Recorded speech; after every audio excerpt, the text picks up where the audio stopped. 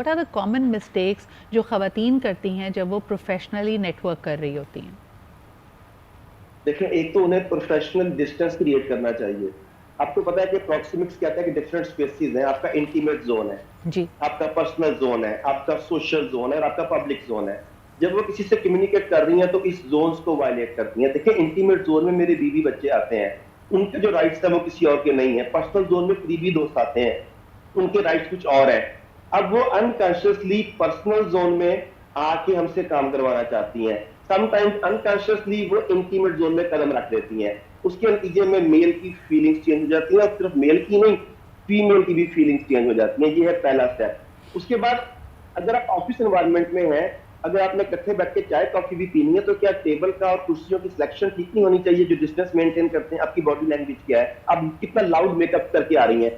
आप कहेंगे loud makeup का उससे क्या ताल्लुक? लाउड मेकअप का ताल्लुक है आपके ऑफिस से, आपकी जॉब से। वो रिलेट करता है कि नहीं करता? आपकी ड्रेसिंग, ये कॉर्पोरेट ड्रेसिंग है, ऑफिशियल ड्रेसिंग है, या कुछ दिखाने वाली लेकिन ड्रेसिंग है? लेकिन let me stop you over there. Doctor साहब, मुझे बताएं, ये बहुत सारी चीज़ें जो आप कह रहे हैं वो सब्जेक्टिव हैं।